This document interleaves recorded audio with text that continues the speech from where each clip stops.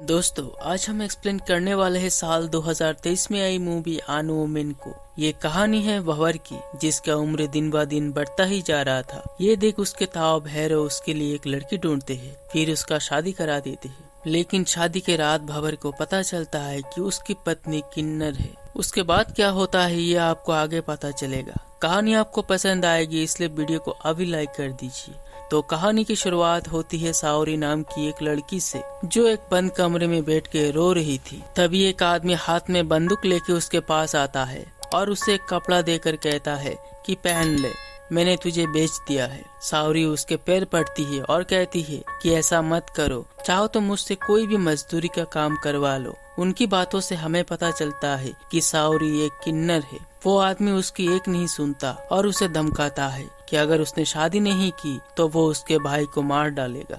अब साओरी के पास दूसरा कोई रास्ता भी नहीं था, इसलिए वो शादी के लिए मान जाती है। उसके बाद हम भंवर और उसके ताऊ को देखते हैं, जो साओरी को खरीदने के लिए आए हुए थे। भंवर को साओरी पसंद आती है, लेकिन उससे पहले वो साओरी की डॉक्यूमेंट देखना चाहता है, क्योंकि भंवर ने अपनी बची कुची जमीन बेचकर उसे लेने आया है। उसे डर है कि काल को अगर वो भाग गई। ये सुन उसके ताऊ उसे समझाते हैं कि औरत जुत्ती समान होती है, अगर डॉक्यूमेंट के साथ आएगी तो सिर की पगड़ी बन जाएगी। खैर, अब भंवर उस आदमी को 50,000 देता है। उसके बाद वो उन दोनों की शादी करा देता है। फिर भंवर उसे अपने साथ अपने गांव ले आता है। इस खुशी में रात को ताऊ गांव के कुछ लोगों के साथ बैठ के शराब पीते हैं। भंवर भी उनके साथ होता है।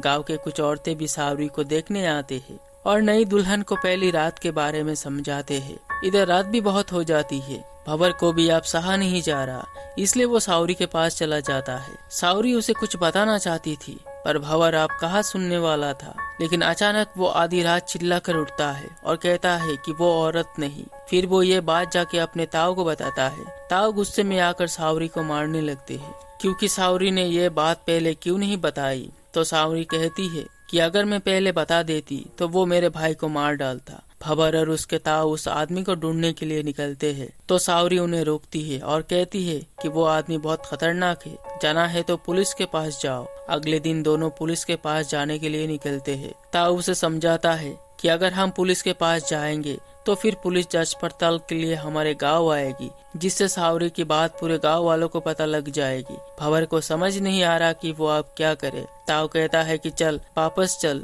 जाके उसके हाथ पैर बांध देते हैं। फिर जब दोनों घर आते हैं तो देखते हैं कि सावरी खाना पका रही है। ये देख ताऊ का इरादा बदल जाता है और भंवर से कहता है कि भले ही सावरी तुझे बच्चा नहीं दे पाएगी, लेकिन घर तो संभाल पाएगी।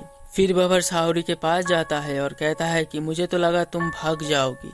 तो सावरी कहती है कि भागकर कहाँ जाएंगे। भंवर पूछता है कि तुम मेरे साथ रहोगी। ये सुन सावरी मन ही मन बहुत खुश होती है। अब सावरी पूरे घर को संभालने लगी, खाना पकाने से लेकर ताऊ के पैर दबाने तक। ये देख भंवर भी बहुत खुश होता है और एक दिन उसके साथ मेले चलने के लिए कहता है। तो सावरी कहती है कि तुम्हारे ताऊ जाने देंगे। अगले दिन भंवर कुछ सामान लेकर मेले जाने के लिए निकलता है और वो झूठ मूठ गिरने का नाटक करता है। ये देख उसके ताऊ सावरी को भंवर की मदद करने के लिए मेले भेज देते हैं। फिर दोनों मेले जाते हैं और एक दुकान खोलते हैं। दुकान का पूरा सामान बिक जाता है। भंवर सावरी से कहता है कि आज तक पहले ऐसा कभी नहीं हुआ। वो कुछ पैसे सावरी के हाथ में देता है और कहता है कि तुम्हारे हाथ बहुत शुभ है। फिर दोनों एक दूसरे के साथ वक्त बिताते हैं।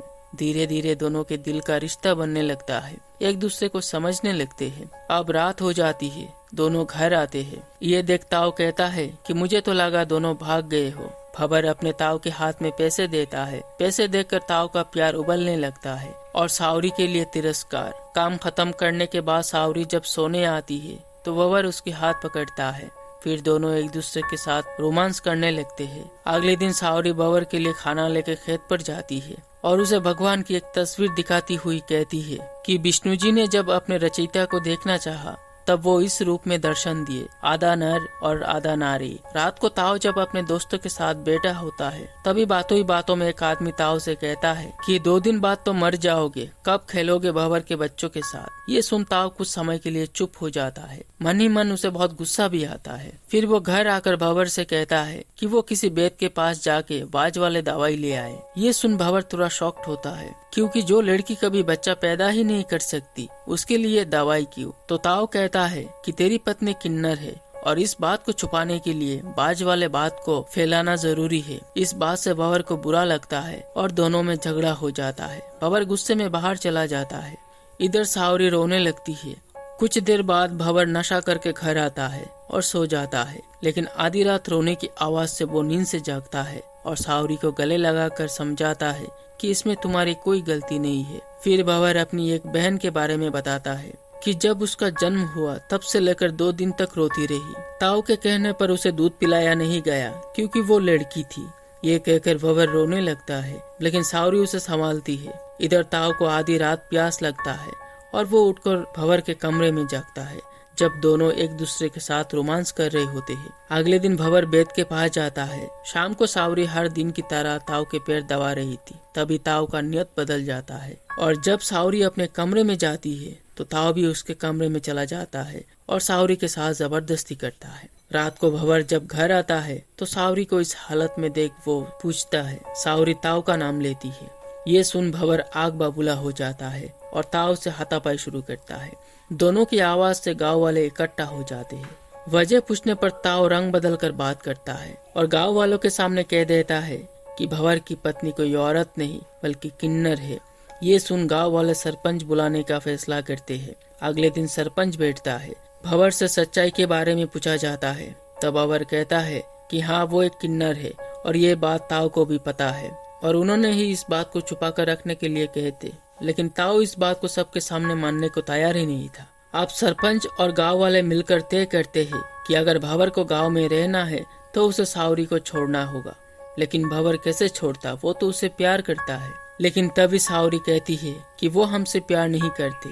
जब उन्हें मेरे बारे में पता चला तो मैं ही उनका पैर पकड़ कर कहने लगी कि मुझे रख लो तुम्हारे साथ। सावरी की हर बात झूठ थी क्योंकि वो नहीं चाहती कि उसकी वजह से भंवर गांव छोड़ दे।